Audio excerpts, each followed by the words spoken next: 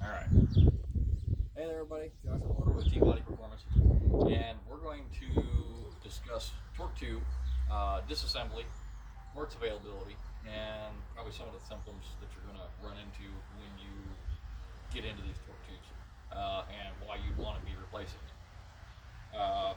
Right now, what I have through strangercars.com is a new torque tube kit, which consists of the torque tube mount, the bearing, and the bushing.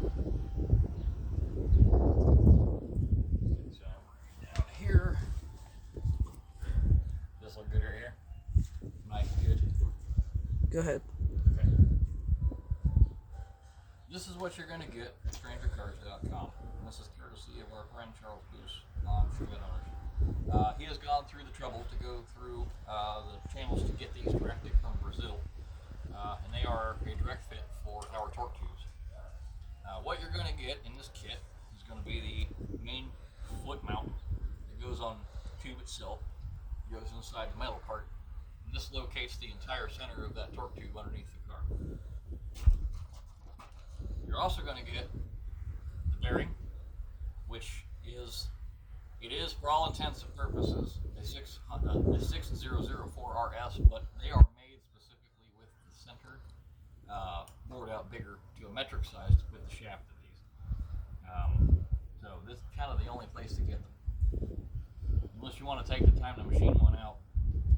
And for the cost of this, I think it's right around $150. You get this whole deal, it's ready to go, and you get a new rubber cup. Now, what I want to discuss is how you're going to get these shipped to you. Now, to save on shipping, Charles wanted me to address that these are going to be shipped inside of each other. Something to this effect.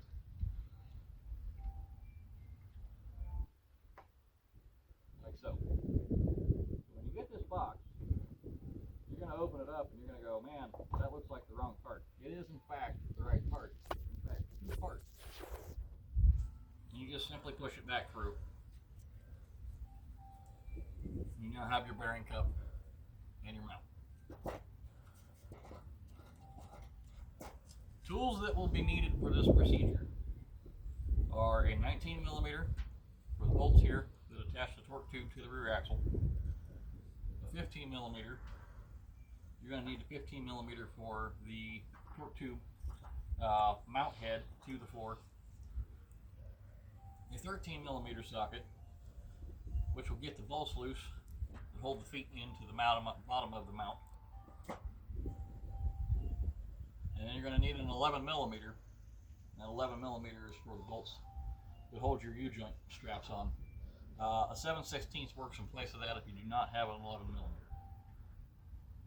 You're also going to want to set a brass hammer or a soft base dead blow, and that is for striking the back of this yoke to get it off the shaft. And then basic hand tools. For the most part, ratchets, extensions no longer than these, and a breaker bar if you so choose. Now, this is obviously optional, but a battery operated impact in a 3/8 drive is plenty to get the nut off to the end of these. You're also going to want a jack, and the reason for the jack is so you can support the rear axle, and I'll show you where everything's going to be at here in just 1 minute. Okay, go. Alright, so now that we're under the car, we're going to talk about what bolts are where. So down here, this is where you're going to want to place your jack. The reason you want to place your jack under here is because once you release this torque tube from either here or here, it's going to want to shoot up or down because it's now pivoting on the trailing arms. So once you get your jack positioned underneath here, you take a little weight off the front of this and take your 19 millimeter, be it a wrench, a socket, what have you. There's 4 of these, and you'll take them loose here. And there's a washer underneath each one of these bolts. You want to make sure that you keep a hold of the bolts and the washers. Up here, factory bolts will be 15 millimeter. This is where you're going to run into your 15 millimeter bolts at. Factory washers are a thick, heavy washer, and the reason for those washers is to set the pinion angle from the factory for factory ride height. If you have changed your ride height and need to alter your pinion angle, you either add or subtract washers. Now, this is an extreme example. You'll never do this. Don't ever do this. As a matter of fact, if you have to go this ridiculous, make a spacer. This is temporary. But don't lose those factory washers, because that will keep the pinion angle set and it keeps your vibration away. Next, your 7/16 or 11 millimeter bolts that hold your U-joint straps on. You're going to take those loose, you'll take your straps off, make sure that you know where your straps and your U-joint bolts are at, so you don't lose those. This drive shaft is spring-loaded at the transmission end. So when you pull it loose from right here, and you push it forward, there's going to be tension on it. If you need to, put a little tiny pry bar in here, or a long, thick, flat-tip screwdriver, and just kind of give it a little wiggle, and it'll pop out of there. Push it towards the transmission, and drop it down. Don't lose the spring in the end of it up there at the transmission yoke. Once you have this out, you're going to start to remove the tube. And once you have all the bolts out of the tube and you get ready to drop the tube down, there is a small disc on the end of the pinion inside of here. And I'll show you on the tube I have off the car where that would be located. Don't lose that disc, because that spring up there pushes back on the drive shaft, which pushes back on this shaft, which keeps everything in tension and pushes against that hardened disc back here. Without that, that whole assembly pushes back into the end of the pinion where the threaded area is, and you'll never get the pinion nut back off of it if you ever have to service it. Not to mention the fact that it will destroy everything in here eventually, because it starts to wiggle around and it chews up everything. So don't lose the little disc. Okay, go. Okay, now this is where we're going to start tearing it apart. When you start getting into this right here, once you take this assembly down out of the car, you're going to notice that down inside here, this all slides over. Your pinion, and there's an adapter and a nut on the end of your pinion. It all slides down inside here, and on the end of that, I don't have one available right now to show you, and I don't have the one out of the car yet, but there's a little disc that goes on the end of that. When you pull this off, sometimes this will hit the end of it and knock it off on the ground. Make sure that you have it. If you need to retain it when you put it back together, put a little dab of grease on the back of it. That'll hold it there while you put this back on. You've gone this far, go ahead and get yourself a new pinion seal. I'll put the part number right here. The new pinion seal will ride on this surface right here on this tube. Okay? There is no seal that goes between the axle and the aluminum part. The seal actually seals the shaft right here. And you see this shaft moves around. This whole deal works kind of like a rope drive, so it's semi-flexible, and it is allowed to move around inside this tube. So this seal surface being in good condition is really, really important.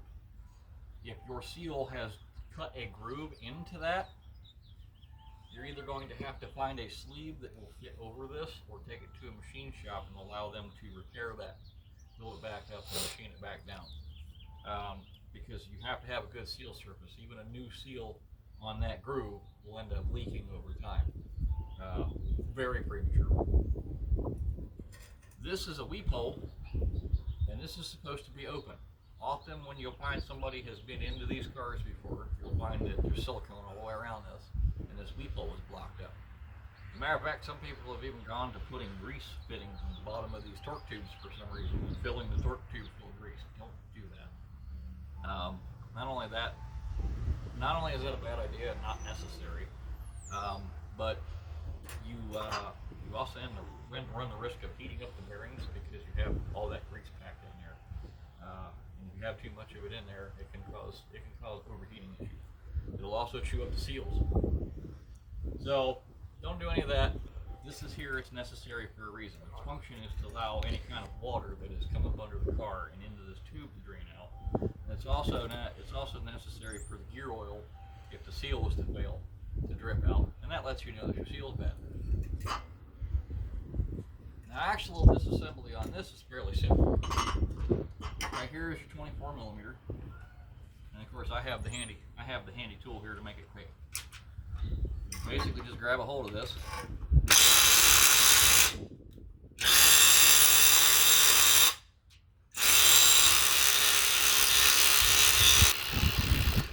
They can be stuck, and it's alright. They're usually not on there with that much force. Otherwise these will take it off. I've never taken this one off before. Somebody has at some point, because there's usually a washer back here. This one's missing. So I'll have to address that at some point. But washer, keep track of all your parts. Now this is going to be stuck on here. You want to try not to hit the threaded end of this if you can avoid it. Because anytime you damage the threads, then you have to repair the threads. A lot of people aren't going to have thread cutters that big to fix this, and you have to go buy a special one. Just save yourself the headache and don't hit the shaft. If you really have to, put the nut back on. It's easier to replace the nut than it is to fix the shaft. Typically all I do is I get it into a position where I can smack the back of the yoke and it starts to come loose.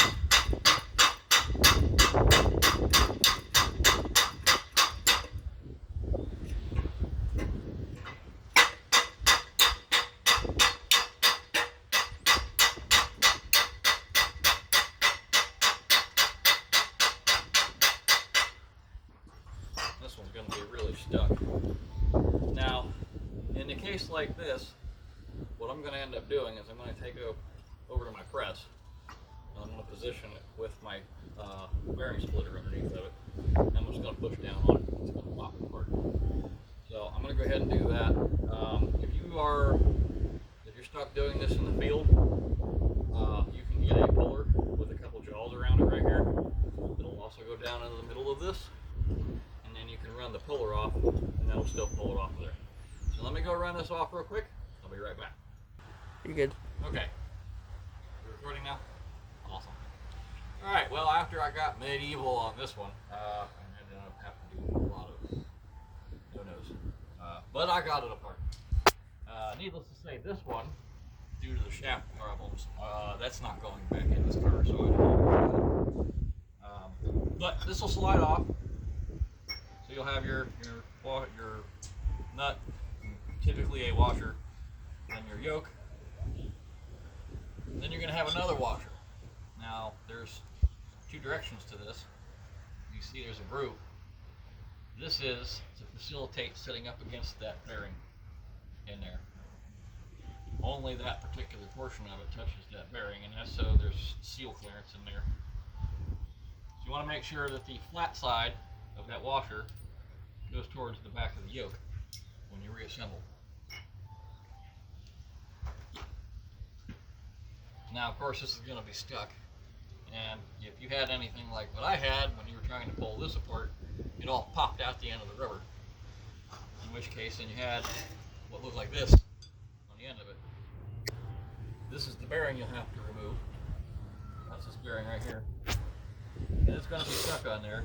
This one was a mother. Let me tell you, you can actually see, if we zoom in a little bit, you can see how dark the bearing race got and how dark the shaft got. That bearing is trashed. If I remember correctly, it didn't even move when this car was bought that this came out of. So that bearing is not even a candidate for ever repairing. The shaft is now going to fall out of the back of this thing, and that's what you're going to end up with right there. We'll end up with an empty tube, rubber cup on the end. Now we're going to deal with the mount. Now, some of you may have already had this thing fall off of here by now because there's no rubber feet left. This one actually has some rubber feet left. Matter of fact, I don't know if that's even a stock one that's in this one. We're going to go ahead and get our 13 millimeter. We're going to bust these bolts out.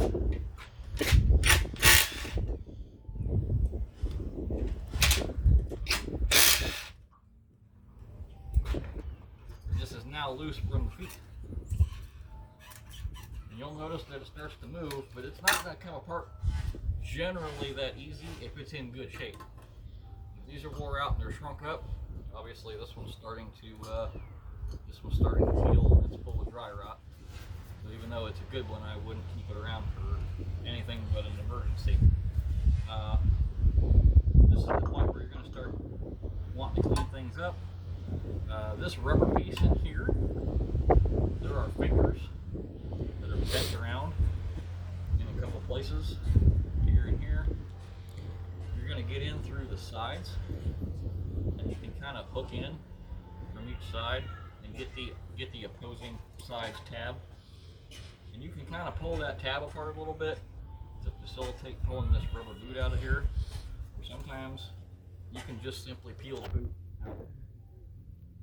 Same deal when you're going to reinstall it. You can position the boot back in there. You want to make sure that this lip, all of that, is inside of these grooves.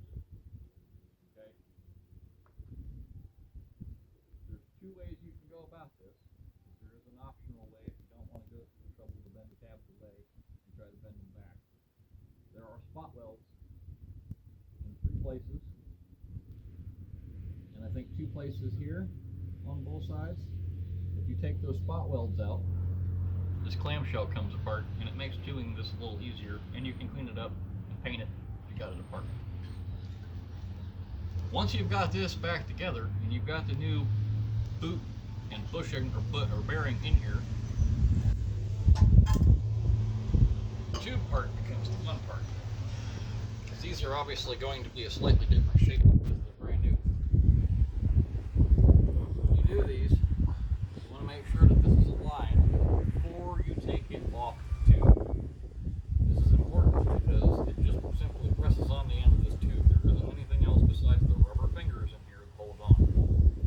So while you've got this still on here and you can still have a reference, make you a line in reference to this, or you can just simply use the rib of this as reference before removing this. Now once you remove it, you can either take a punch and drive it off, or you can carefully cut it off. I recommend taking a punch and a soft base hammer, driving all the way around this and walking it up off there. When you go to reinstall the new one, obviously you're going to want to reorient it in the exact same position. And you're going to notice that it's going to be a real bear to get on there. What you have to do, once you've got this lined up, you want to try and do it all in one motion. If you have a press, this is the best way to do it. Put it in the press it down until it's flat with the top of the tube, and then that's done. The fun part comes when you go to install it into here, because this, as you notice, is not going to want to go in there, because again, it's all brand new rubber and it's not going to be very pliable and doesn't want to line up very well. This is where I typically will take these and I will shave a little corner off of the inside edge of these feet. You'll notice these are metal. And what that allows me to do is that allows me to position the top of this tube in, and you'll see where these feet would fall in there. These new ones will catch because the rubber is more expanded. So just round the corners off a little bit, and then you can it'll help press it up inside there. And the same deal, top corner, and then as you press it in, you lock this into its cage, and then with any luck, the holes line up. They probably won't line up perfectly. You're probably going to have to push this around. This is not an easy task right here. This is the hardest part of the whole job. And then once you get it back together, run your bolts back in. Ooh, shaft on a little bit. You run your bolts back in, and then you reassemble it. Reassembly is clean shaft. You're going to slide it back up through here. If your bearing is out of your cup, go ahead and slide your bearing in and then press it back into the cup. Make sure that this inner metal piece right here, the ring, goes towards the tube. You want the flat side of the bearing towards the yoke. Once you have that pressed back in there, slide your shaft and everything back into place. And remember your washer with the groove goes towards the bearing. Your yoke goes back on. And then your nut and your washer tighten it down. That's pretty much the end of it. When you go to put it back in, make sure that you put a little bit of lubrication on this shaft right here before you slide it through your new seal. Be very careful as you slide it through your new seal, not damage the lip on your new seal. And then reassembly is just as it was with removal, just in reverse. You're going to tighten up the bolts here at the axle, and then you're going to jack it up a little bit. Obviously, it's probably going to drop it down away from the car a little bit.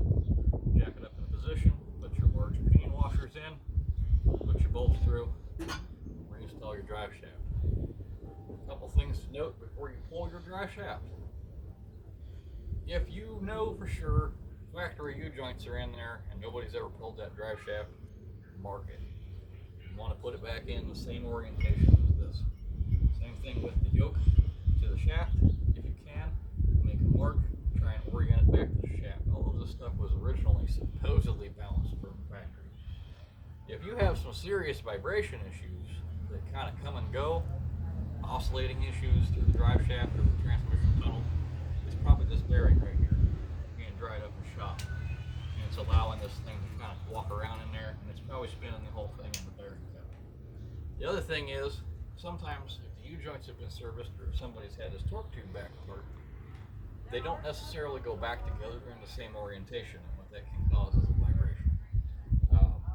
If you service this and you don't mark anything, you put it back together and you drive down the road and you start to get a rotational vibration at a certain speed, take it home, jack it up, take your drive shaft out of the yoke, spin it 180 degrees and stick it back in and see if your vibration goes away. If it does, you're good. If not, you might want to look into having the drive shaft and possibly the torque tube itself balanced. Chevettes don't inherently have vibration issues. They're actually kind of a smooth car when they're all sorted out.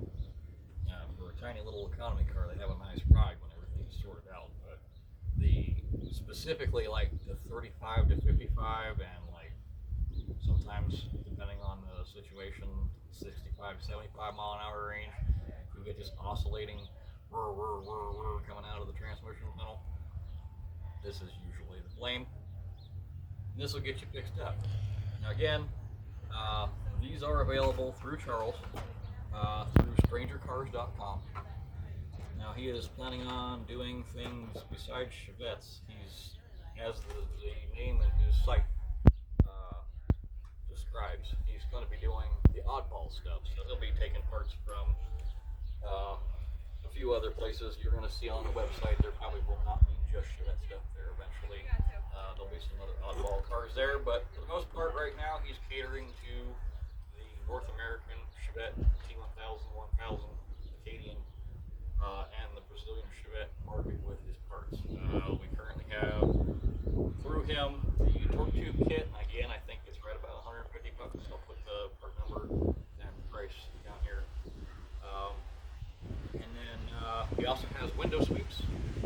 They're not the original North American sweeps, but they're the closest ones from any T-body we have managed to get our hands on to test.